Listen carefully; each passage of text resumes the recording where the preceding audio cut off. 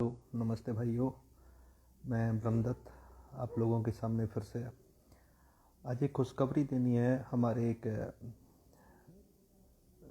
भाई थे आप ही लोगों के बीच में से, उनके केस फिरोजाबाद कोर्ट में चल रहे थे और आज उनको बिना किसी पैसे दिए आसानी से उनको तलाक मिल गया। कल ऑर्डर की कॉपी मिल जाएगी उनको। और अच्छा हुआ, जो केसेस वगैरह उनके ऊपर लगाने की धमकियाँ मिल रही थी, आज भी धमकी दी गई लेकिन कोई असर नहीं होना है। और रही बात, उनकी एक बच्ची भी थी और उस बच्ची के लिए भी तलाक के बीच में एक एप्लीकेशन मूव की गई, जिसमें कि उनकी जो पत्नी थी उसको काफ़ी दिक्कतें महसूस हुई। अंततः यही हुआ कि तलाक के लिए जज साहब आज राज़ी हो गए और ऑर्डर कल मिल जाएगा। दूसरा एक मामला आज एक सामने हुआ कि हमारे एक CISF के एक भाई हैं, हमारे मैनपुरी में ही रहते हैं, हमसे मिलने भी आ चुके हैं मेरे घर पे। उनकी पत्नी ने CRPC 125 के तहत में कुछ भरण पोषण का आदेश करा लिया था और हिंदू मैरिज एक्ट के तहत में 5,000 रुपये का भरण पोषण का आदेश हो गया था। जब ये चीज़ें मेरे संपर्क में आई, भाई मेरे से मिलने आए और मैंने ये सब चीज़ें देखी, तो जो हिंदू मैरिज एक्ट 24 के तहत में जो आदेश किया गया था उस आदेश को भी खारिज कराया गया। वो आदेश बाकायदा खारिज हुआ। आज क्या हुआ, आज उन भाई की मैनपुरी कोर्ट में तारीख थी और अपोजिट पार्टी यानी जो लड़की पक्ष के जो वकील साहब थे, तो आज उनको कोर्ट में बड़ा अजीब तरीके से रिएक्ट कर रहे थे। रिएक्ट इन द सेंस कि आज तो तुम आए हो, अब तो तुम्हारा ये भरण पोषण देना पड़ेगा, तुमको ये करना पड़ेगा, नहीं तो हम तुम्हारी नौकरी में भेज देंगे। ये सारी चीज़ें आज हुई। तो हालांकि मैंने पहले से ही तैयारी कर रखी थी और जो भाई थे CISF में, उनके वकील साहब को मैंने, तो पहले क्या है कि वकील साहब जो लोग थे उनको वो चीज़ें समझ में नहीं आई, क्योंकि इनका एक ढर्रा था मैकेनिकल वे में चलना, सिंपली पत्नी है तो पत्नी है। मजिस्ट्रेट ने 3 चीज़ें वहाँ पे बोली थी। जब 125 में आदेश किया था तो 3 चीज़ें बोली गई थी। पहला ये था कि क्या ये आपकी पत्नी है या नहीं। दूसरा ये है कि क्या साथ में रहने का पर्याप्त कारण है या नहीं। तीसरा ये था, क्या ये भरण पोषण पाने की अधिकारिणी थी या नहीं। हमने पहले वाले पॉइंट को काटा कि पत्नी है तो कैसे है, नहीं है तो कैसे है। दूसरा हमने ये काटा कि ये साथ नहीं रहना चाहती है, कैसे नहीं रहना चाहती, उस चीज़ को भी हमने काटा। तो जो वकील साहब थे उन भाई के, उनको समझ में नहीं आई ये बात। उनको समझाया गया, एक्ट ऑफ प्रोविजन की किताब उनको दिखाई गई कि भाई एक्ट में देखो, एक्ट में क्या लिखा हुआ है। उसके बाद में आज जब डेट थी तो वो चीज़ फाइल करनी थी और अपोजिट पार्टी के वकील, मतलब वो होता ना एक ईगो वाली बात कि आज हम ये करवा देंगे, आज हम वो करवा देंगे, आज हम मतलब कुछ भी करवा देंगे। तो मेरे पास फ़ोन आया, मैंने कहा अगर ऐसा है तो ठीक है, आज हम भी देखते हैं क्या होता है, रिकवरी तो होने नहीं देंगे, कुछ भी हो जाए। जो भाई थे उनके वकील साहब से मैंने बात की, उनको मैंने सारी चीज़ें समझा दी और उनको कहा कि जज साहब के सामने सिर्फ आपको 2 लाइनें बोलनी है और इस तरीके से आप अगर चाहें तो कर सकते हैं। उनको मैंने सारी बातें समझा दी। हुआ यही जैसा मैं चाहता था और आज दिन तक माता रानी की कृपा से जहाँ जहाँ जिस केस में हाथ डाला है कभी असफल नहीं हुए। लेकिन कभी कभी दुख होता है कि जिन लोगों के लिए हम मदद कर रहे हैं ना, वो लोग कभी मेरे लिए मदद का हाथ नहीं बढ़ाते, इसलिए कभी कभी दुख होता है। खैर कोई बात नहीं, चलता रहेगा। लेकिन जैसे ही वो चीज़ जब जज साहब के पास गई और एक कॉपी जब उनको रिसीव कराई गई अपोजिट पार्टी के वकील को, तो ऐसे मानो जैसे धरती थम जैसी गई हो। जज साहब भी बड़ा गौर से देख रहे हैं, पढ़ रहे हैं। जो भाई के जो वकील साहब थे उनसे बोल दिया था कि अगर जज साहब अगर मेरिट पे अगर डिसाइड कर दें तो अच्छी बात है, ऑन द स्पॉट खारिज कर दें कोई दिक्कत नहीं है। ये तो एक्ट ऑफ प्रोविज़न में लिखा हुआ है। जज साहब ने कॉपी रिसीव करवा दी, अगली पार्टी के जो वकील थे वो बोलने लगे कि नहीं साहब ये डिले करना चाहते हैं केस को, या जो भी है ये अनर्गल आरोप हैं, ये झूठे आरोप हैं। तो भाई अनर्गल आरोप कहाँ से हो गए? ये तो एक्ट ऑफ प्रोविज़न में साफ साफ तरीके से लिखा हुआ है, हम तो वही चीज़ बोल रहे हैं। एटलीस्ट आज वो खिसिया के चले गए, और उसमें हमने प्रे भी की थी कि जो 125 का जो आदेश है उस आदेश को भी खारिज किया जाए। एंटरटेन किया गया, मज़ा आया, और 4 तारीख को आदेश की कॉपी लगा दी गई। 4 तारीख को आदेश के लिए लगा दिया गया।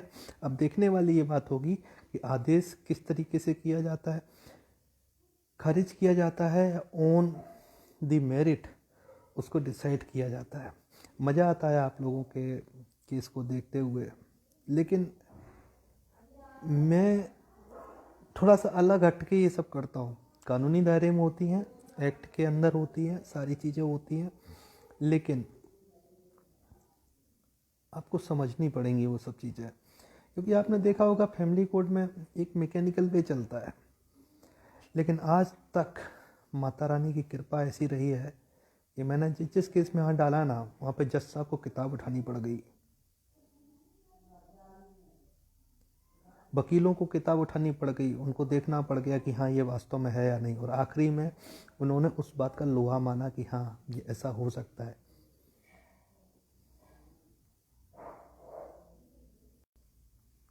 तो इसलिए डरना नहीं है किसी से। ऐसा नहीं है कि सारी महिलाएं गलत हैं, महिलाएं गलत नहीं है, पुरुष भी गलत नहीं है। महिलाओं में ऐसा भी नहीं है कि महिला में सिर्फ वही लड़की आ रही है जिसने केस किया है, महिला में पूरा सब कुछ आ जाता है ना। तो आज 2 केसों में सफलता हासिल हुई है, एक डाइवोर्स का केस और दूसरा मैनपुरी कोर्ट में जो 125 था उस पे। क्योंकि जब कोई चैलेंजिंग बात आ जाती है ना तो मज़ा आता है फिर काम करने में। और ये चीज़ मैं बोल रहा हूँ, और जिस भाई के लिए ये सब हुआ है ना वो हमारे पेज पे हैं, वो खुद ही इसकी गवाही दे देंगे।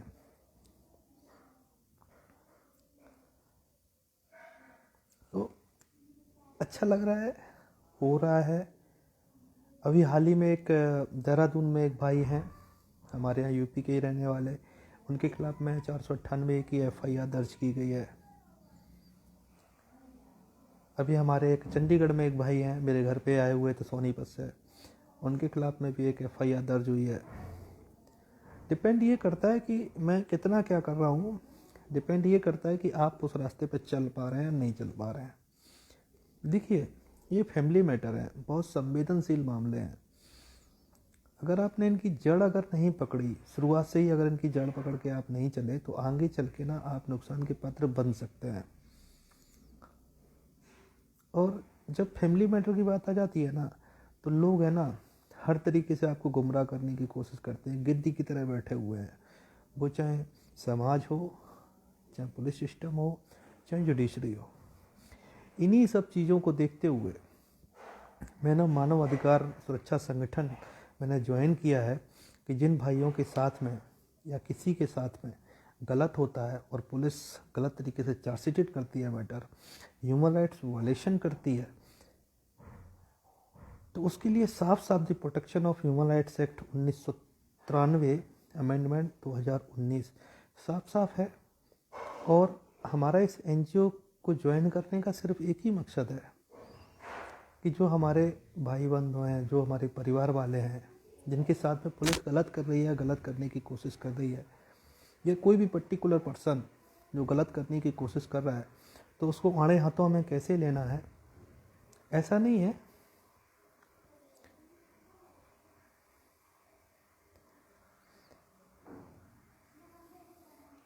कि हम नहीं कर सकते, हम अपने केस को भी लड़ रहे हैं, हमारे केसों में दम नहीं है। आज मेरी जो बीवी थी वो रो रही थी। आज सवेरे जब मैं सो के उठा तो उसका एक मैसेज आया मेरे पास, तो मैंने बच्चों से आज बात करा दी। मैंने कहा बच्चों ने क्या बिगाड़ा किसी का, मैंने बच्चों से बात करा दी। तो वो आज रो रही थी आज।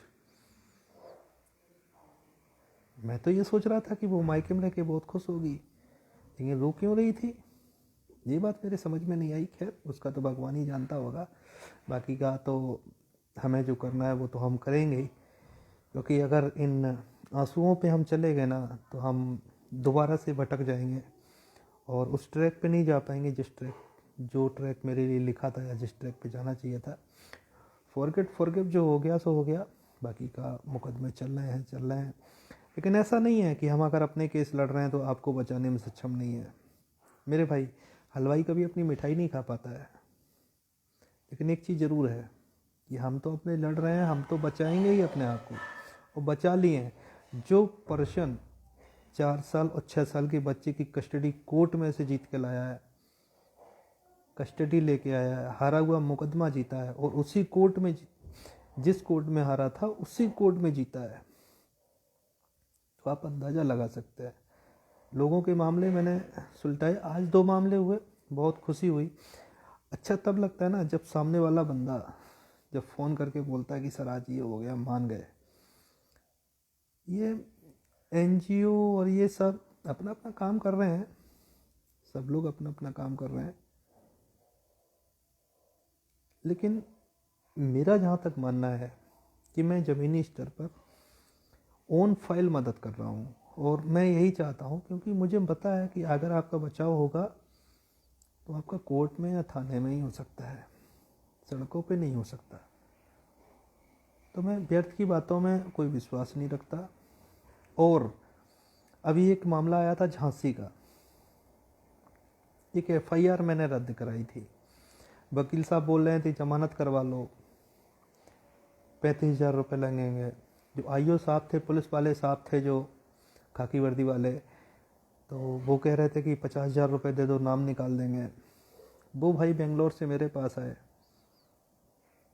मैंने कहा कि ऐसे कैसे हो सकता है, क्या है ज़रा दिखाएं, देखते हैं। तो आखिरी में यही हुआ कि वो एफआईआर रद्द करनी पड़ी उनको, एफआईआर लगानी पड़ी, क्योंकि पुलिस वाला जब तक गलत करेगा ना तब तक गलत करेगा। अगर आपने आड़े हाथों ले लिया उसको तो वो नाच जाता है।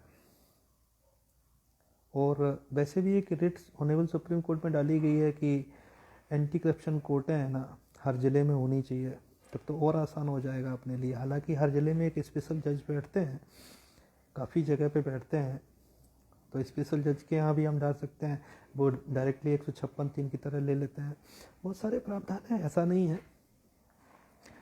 काफ़ी लोगों के मामले आए, काफ़ी लोग घर तक भी आए, और अच्छा भी लगा, ऐसी बात नहीं। तो कहने का मतलब यही है कि अभी जितना कर सकते हैं उतना कर रहे हैं, और ऐसा भी नहीं है कि हमने पर्टिकुलर ठेका ही ले रखा है कि नहीं हमें पुरुषों की ही मदद करनी है, ऐसा नहीं है। अगर सही होगा बंदा तो ही मैं मदद करूंगा। रंडी रोना चाहे कितना भी रोले, मुझे उससे कोई फर्क नहीं पड़ता, जो सही होगा उसी की मदद करेंगे। क्योंकि भाई, हेलो, क्योंकि मैं अपना ईमान बेच के और भगवान के यहाँ दोषी बनकर नहीं जाना चाहता। मैंने कितने लोगों से मदद मांगी, किसी ने मेरी मदद की, किसी ने शायद मेरी मदद नहीं की। तो दुख होता है कि यार हम किसके लिए लड़ रहे हैं। ये मत सोचिएगा कि मतलब मेरे केस चल रहे हैं, मेरा एक केस रह गया है तो हम मतलब हम अपने आप को पीड़ित नहीं बोलते हैं। हमें आज नई जिंदगी मिली है इन केसों की वजह से, तो मैं इसको नेगेटिविटी को पॉजिटिविटी की तरह ले रहा हूँ, समझ रहे हैं। लेकिन आप ये सोचिए ना कि हमारे ऊपर केस लगने से और ये सब होने से ना हमने कितने लोगों के परिवार बसाए हैं ना, वो काउंटेबल होंगे। तो जरूरी नहीं है, इसलिए घबराने की जरूरत नहीं है, परेशान होने की जरूरत नहीं है। जिन लोगों को लगता है कि मेरे साथ गलत हुआ है, गलत किया गया है, अंत तक लड़ना चाहिए। आप लोगों ने देखा होगा ना, लोग पीड़ित पीड़ित बोलते रहते हैं, प्रोत्साहित चिल्लाते रहते हैं। मामला बनता है, लाखों रुपए दे देते हैं, समझौता करके दूसरी पटाने लगते हैं, दूसरी देखने लगते हैं, दूसरी शादी हो जाए, फिर वो भी खुटा घूट देती है इनके, है ना। तो जल्दबाजी के चक्कर में ना कभी कभी नुकसान हो जाता है।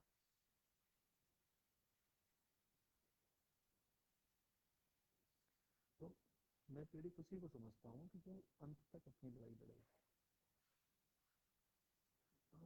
आवाज नहीं आ रही है मेरी? हाँ, आज थोड़ा सा सही है, आवाज क्लियर नहीं आ रही। आप लोग हमें सपोर्ट करोगे, हम आप लोगों के लिए ही तैयार हो रहे हैं। ऐसा नहीं है, जहाँ तक हद होगी वहां तक तो जाएंगे। और जो समय आज हम घूम घूम के नहीं कर पा रहे ना, लोगों के पास नहीं जा पा रहे, अभी बच्चे मेरे छोटे हैं, थोड़ा सा छोड़ने में भी मेरे को दिक्कत आती है। लेकिन हाँ, 1 1.5 साल की 2 साल की बात है, उसके बाद में ना हम अच्छी तरीके से काम करेंगे, घुस के काम करेंगे इन सब चीज़ों में। कुछ जिम्मेदारियां अपनी भी हैं, जिन जिम्मेदारियों को निभाना पड़ रहा है, क्योंकि बच्चे बहुत छोटे छोटे हैं। और बच्चों को छोड़ना इस स्थिति में सही नहीं है, और मैं नहीं चाहता कि बच्चों से 2 मिनट भी अलग रहा जाए, इसलिए थोड़ा सा नहीं पहुंच पाते हैं। और क्या है 498 ए, अभी एक भाई के ऊपर हमारे यहाँ आगरा जिले के सिकंदरा थाने में एक महिला ने छेड़खानी वगैरह लगा दी। हमारे एक अधिवक्ता मित्र हैं, मतलब हमारे साथी हैं, छेड़खानी वगैरह लगा दी। आईओ ने उठा के मैटर चार्जशीट कर दिया। जो एप्लीकेशन दी गई थी उसको करेक्शन किया गया। मौका वारदात पे मौका स्नैप कार्रवाई कुछ हुई नहीं है, चार्जशीट कर दिया मैटर। तो हाल ही का हम बताएं, लोग वहां पे बोलने लगे कि नहीं यार ऐसे नहीं होता, ऐसे नहीं होता। मैंने कहा हम क्यों 482 सीआरपीसी में जाए, क्वेश्चन में क्यों जाए हाई कोर्ट, हम अपनी ये रेमेडी बचा के रखेंगे। हम क्यों जमानत लें, हम क्यों ट्रायल पेश करें। आपने देखा होगा ना, कितनी भी गलतियां पुलिस कर दे, मैं कह रहा हूँ पुलिस की हर चार्जशीट में मैं सैकड़ों गलतियां निकाल सकता हूँ, चैलेंज के साथ कहता हूँ। आवाज नहीं सुनाई दे रही? अब आ रही है आवाज? आवाज आ रही है अब?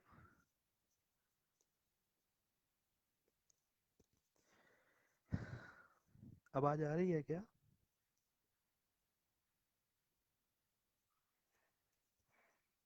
अच्छा, दोबारा आता हूँ मैं लाइव।